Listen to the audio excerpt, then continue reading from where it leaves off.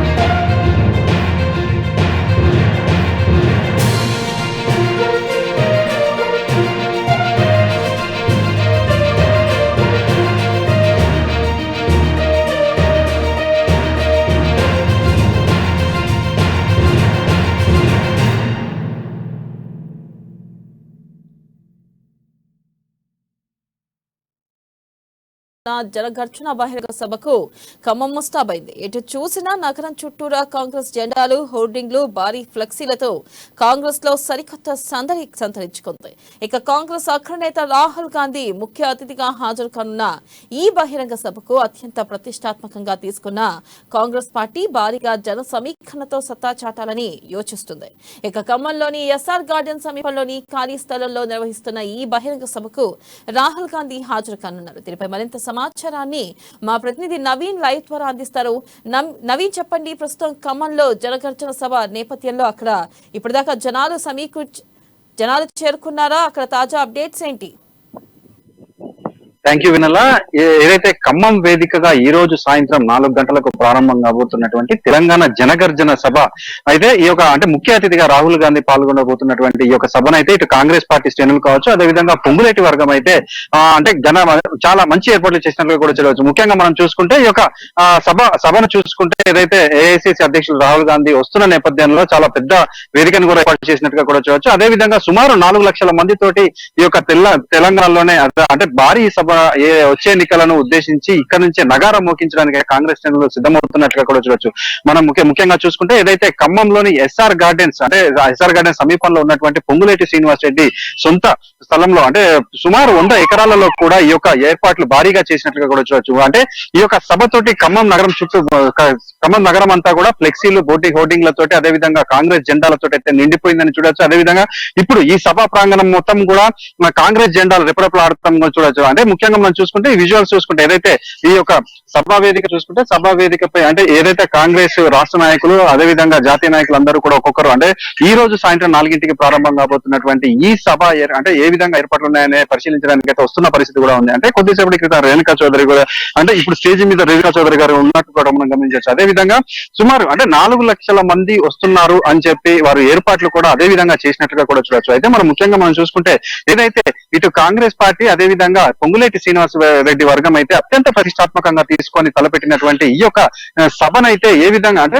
వీరు ఎంత ప్రతిష్టాత్మకంగా తీసుకున్నారో అదే విధంగా అధికార బీఆర్ఎస్ పార్టీ కూడా ఈ సభను అంటే విఫలం చేయడానికి అదే విధంగా చర్యలు చేస్తుందని అయితే ఇక కాంగ్రెస్ వర్గాలు కావచ్చు అదే విధంగా పొంగులేటి వర్గం వాపుతున్న పరిస్థితి కూడా ఉంది. ముఖ్యంగా మనం చూసుకుంటే ఏదైతే ఈ సభ కొరకు అంటే పొంగులేటి శ్రీనివాస్ రెడ్డి అదే విధంగా మొన్న ఏదైతే ఖమ్మం పర్యటనకు వచ్చినటువంటి రేవంత్ రెడ్డి మాట్లాడుతూ ఈ యొక్క సభకు సంబంధించి ఏదైతే నష్టాలలో ఉన్నటువంటి టీఎస్ఆర్టీసీకి ఎంతో కొంత చేదోడు వాదోడుగా ఉండాలన్న ఉద్దేశంతో అయితే ఒక 1500 బస్సును మాట్లాడుకున్నట్టు అయితే ముందుగా ఆర్టీసీ అధికారులు అయితే ఈ యొక్క బస్సులు ఇస్తామని చెప్పి వీరికి హామీ ఇచ్చినట్లుగా కూడా చూడొచ్చు. దాని అంతటికి మొత్తానికి కూడా 1,90,00,000 రూపాయలు అవుతుందని అధికారులు ఎస్టిమేషన్ కూడా ఇచ్చిన నేపథ్యంలో వీరు వెళ్లి డబ్బులు కట్టడానికి అధికారులను వెళ్లి సంప్రదించగా అంటే మేము చాలా బిజీగా ఉన్నాం బస్సులు ఇవ్వలేమని చెప్పినట్లుగా కూడా చూడొచ్చు. అంటే ఏదైతే ఈ యొక్క బస్సులను అంటే అధికార బీఆర్ఎస్ పార్టీ కావాలని బస్సులు క్యాన్సిల్ అంటే చివరి నిమిషంలో క్యాన్సిల్ చేసిందంటే వీరైతే చెప్తున్న పరిస్థితి ఉంది. ఈ నేపథ్యంలో వీరు నిన్న అంటే మొన్న వీరు టీఎస్ఆర్టీసీ అధికారులు చెప్పిన నేపథ్యంలో అప్పటి నుంచి వీరు అంటే వేరే ప్రత్యామ్నాయాలు కూడా ఎత్తుకున్నట్లుగా కూడా చూడవచ్చు. ఈ నేపథ్యంలో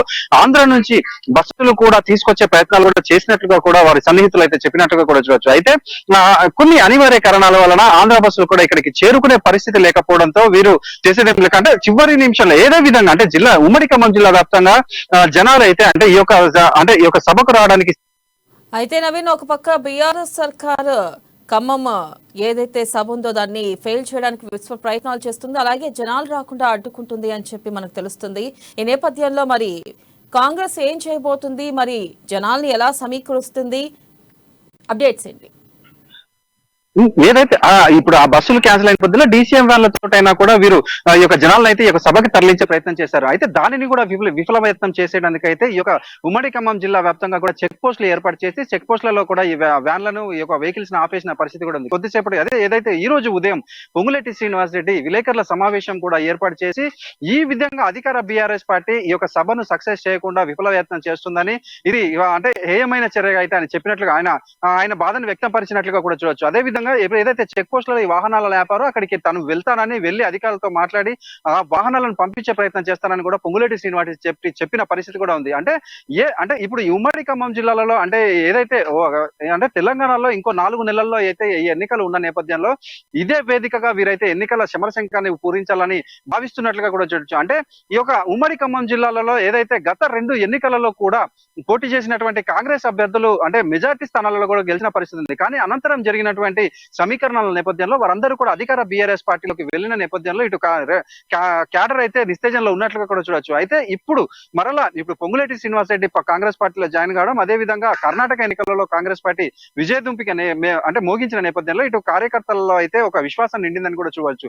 అంటే ఈ వచ్చే ఎన్నికలలో ఏ విధంగానైనా కూడా అధికారం చేపట్టాలని చూస్తున్నటువంటి కాంగ్రెస్ పార్టీకి ఇది ఒక మంచి తరుణంగా భావించవచ్చు. అదే విధంగా రేవంత్ రెడ్డి ఎలాగైనా కూడా తెలంగాణలో కాంగ్రెస్ పార్టీని అధికారంలోకి తీసుకురావాలని కార్యాచరణ అంటే ముందస్తు కార్యాచరణతో ముందుకు వెళ్తున్నట్లుగా కూడా చూడొచ్చు. అదే విధంగా ఈ నేపథ్యంలోనే అంటే పొంగులేటి శ్రీనివాస్ రెడ్డి బీజేపీలోకి వెళ్తారని అంటే మొదట్లో ప్రకటించిన నేపథ్యంలో అనంతరం ఏదైతే కాంగ్రెస్ అధిష్టానం కావచ్చు కాంగ్రెస్ లోని రాష్ట్ర నాయకులు వీరందరూ కూడా అంటే చాలా కష్టపడి పొంగులేటి శ్రీనివాస్ రెడ్డిని ఈ యొక్క కాంగ్రెస్ పార్టీలోకి ఆహ్వానించినట్లుగా కూడా అదే విధంగా ఏదైతే కర్ణాటక ఎన్నికలు జరిగేంత వరకు కూడా పొంగులేటి శ్రీనివాస్ రెడ్డి కాంగ్రెస్ పార్టీలోకి రావడానికి వేచి చూసినట్లుగా మనం చూడొచ్చు. అంటే కర్ణాటక ఎన్నికలకు విజయదుంపిక మోగించిన అనంతరం పొంగులేటి శ్రీనివాస్ రెడ్డి అదేవిధంగా ఆయన అనుచరగణం జూపల్లి కృష్ణారావు వీరందరూ కూడా కాంగ్రెస్ పార్టీలో జాయిన్ అవుతున్నట్టు వెల్లడించిన నేపథ్యంలో ఈ రోజు ఖమ్మం వేదికగా అయితే భారీ సభ వేదికగా వీరందరూ కూడా కాంగ్రెస్ పార్టీలో జాయిన్ అవుతారు. ఏదైతే ఈ రోజు మధ్యాహ్నం గన్నవరం అయితే నవీన్, బీఆర్ఎస్ పార్టీ ప్రధానంగా కాంగ్రెస్ గెలుస్తుంది అనే భయంతోనే కాంగ్రెస్ ఏదైతే ఈ రోజు సభ జరగబోతుందో ప్రధానంగా అడ్డుకోవడానికి అదొక కారణం అనుకోవచ్చా? అంటే గెలుస్తుంది అంటే ఖచ్చితంగా అంటే ఉమ్మడి ఖమ్మం జిల్లాలలో ఇటు ఒక కాంగ్రెస్ పార్టీకి అయితే గట్టి బలం ఉంది. ఈ నేపథ్యంలో అంటే క్యాడర్ అంటే మెయిన్ లీడర్స్ పోయినప్పటికీ క్యాడర్ అదే విధంగా ఉంది. ఈ నేపథ్యంలో వీరందరూ కూడా జాయిన్ కావడం, అదే విధంగా తెలంగాణ రాష్ట్ర వ్యాప్తంగా కూడా కాంగ్రెస్ పార్టీకి ఒక వేవ్ వచ్చిన నేపథ్యంలో అంటే ఈ మొదటగా ఏదైతే ఎన్నికలు ఈ యొక్క 4 నెలల్లో ఉన్న నేపథ్యంలో ఈ యొక్క మొదటి వేదికగా ఈ యొక్క ఖమ్మం నుంచే ఈ యొక్క సభలు అయితే ప్రారంభమవుతున్న నేపథ్యంలో దీనిని ఏ విధంగానైనా విఫలయత్నం చేసే విధంగా అంటే అధికార బీఆర్ఎస్ పార్టీ అయితే పూనుకుందని కూడా చూడొచ్చు. ముఖ్యంగా మనం చూసుకుంటే అంటే ఈ సభను విఫలం చేసినట్లయితే ఆ యొక్క కార్యకర్తల్లో కావచ్చు, లేకపోతే కాంగ్రెస్ నాయకులలో ఒకంత అంటే కొంచెం నిరుత్సాహపడతారని, అదే విధంగా అంటే పై చేయి సాధించాలని అధికార బీఆర్ఎస్ పార్టీ చూస్తుందని వీరు అంటే కాంగ్రెస్ శ్రేణులు చెప్తున్న పరిస్థితి కూడా ఉంది. అంటే ఈ జనాలని రాని అంటే వీటి పొంగులేటి వర్గం కావచ్చు, లేకపోతే కాంగ్రెస్ శ్రేణులు చెబుతూ అంటే జనాలని రానియగనంత అంటే ఇక్కడికి రానియలేకపోయినంత మాత్రాన వారి పై చేయి సాధించినట్టు కాదని, ఏదైనా కూడా ప్రజాక్షేత్రంలో ప్రజలే నిర్ణయిస్తారని, అంటే ఈ యొక్క సభకి రానియనంత మాత్రాన ఏదో కాంగ్రెస్ పార్టీ విఫలయం చెందిందని మేము భావించట్లేదంటే వీరంతా చెప్తున్న పరిస్థితి కూడా ఉంది వెన్నెల. అయితే నవీన్, బీఆర్ఎస్ పార్టీ ప్రధానంగా ఏదైతే అడ్డుకునే ప్రయత్నాలు చేస్తుందో అయితే ఇది ప్రధానంగా ప్రజాక్షేత్రంలోకి బీఆర్ఎస్ మీద ఒక నెగిటివ్ వెళ్తుంది కదా? ఖచ్చితంగా వినలాగా అయితే ఏదైతే ఇప్పుడు అంటే ఈ సభకు జరిగినట్టు అంటే ఈ సభ జరుగుతున్నప్పటి నుంచి కూడా అధికార బీఆర్ఎస్ పార్టీ ఏదో ఒక విధంగా ఈ యొక్క సభను ఆపాలని చూస్తున్నట్లయితే ఇటు కాంగ్రెస్ శ్రేణులు పొంగులేటి వర్గం చెప్తున్నట్లుగా కూడా చూడొచ్చు. మొదటగా ఏదైతే ఆర్టీసీ బస్సుల విషయంలో, అదే విధంగా ప్రైవేట్ కార్స్ కానీ, లేకపోతే ఆటో కూలీ ఏదైతే యూనియన్లతో అయితే అధికారులు నాయకులు కావచ్చు, లేకపోతే స్థానిక నాయకులు, సర్పంచులు ఊర్లలో ముఖ్యంగా సర్పంచులు ఏదైతే మాట్లాడుతూ అంటే ఈ యొక్క సభకు వెళ్తే ఈ యొక్క సంక్షేమ పథకాలు కావచ్చు, అదే విధంగా ప్రభుత్వం నుంచి వస్తున్నటువంటి వాటన్నిటిని కూడా కట్ చేస్తామని, అదే విధంగా దళిత అంటే ఈ వాహనాలు ఒకవేళ ఈ యొక్క సభకు పెట్టినట్లయితే దళిత బంధువులు వచ్చిన వాహనాలను కూడా క్యాన్సిల్ చేస్తామని వీరిని హెచ్చరిస్తున్న పరిస్థితి కూడా ఉందని నిన్న ఏదైతే సభ ప్రాంగణంలో ఉన్నటువంటి కొంతమంది ఈ జిల్లాకు చెందినటువంటి వారు చెప్పిన పరిస్థితి కూడా ఉంది. అంటే వీటన్నిటిని కూడా చూసుకుంటే ఏదైతే ఈ ప్రజలను అంటే భయపెట్టాలని వీరు ప్రయత్నిస్తున్న అధికార బీఆర్ఎస్ పార్టీకి అయితే ప్రజలలో ఒక నెగిటివ్ అంటే ఒక భావం అయితే వెళ్తున్న పరిస్థితి కూడా ఉంది. వీటన్నిటి నేపథ్యంలో ఏదైతే అంటే ఇప్పుడు వీరు కాంగ్రెస్ శ్రేణులు కావచ్చు, లేకపోతే పొంగులేటి శ్రీనివాస్ వర్గం చెప్పేది కూడా అదే. అంటే ఏదైతే ఇప్పుడు ఈ యొక్క సభను మాత్రమే టార్గెట్ చేసి అంటే వారిని రానియకపోయినంత మాత్రాన అంటే జనాల మనసులో నుంచి కాంగ్రెస్ పార్టీని తీసేయలేరని, అదే విధంగా వచ్చే ఎన్నికలలో ఖచ్చితంగా ఉమ్మడి ఖమ్మం జిల్లాలతో పాటు తెలంగాణ రాష్ట్రంలోని అనేక జిల్లాలలో కూడా కాంగ్రెస్ పార్టీ అనేక సీట్లు భారీ మెజార్టీ గెలిచి ఈసారి అధికారంలోకి వస్తుందని వీరంతా కూడా ఆశాభావం వ్యక్తం చేస్తున్నట్లుగా కూడా ఉంది. Right Naveen, thank you.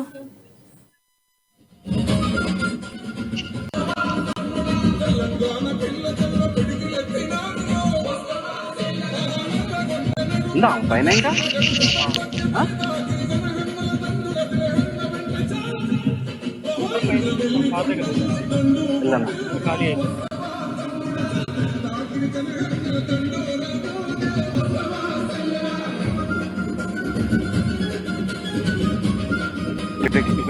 మొత్తం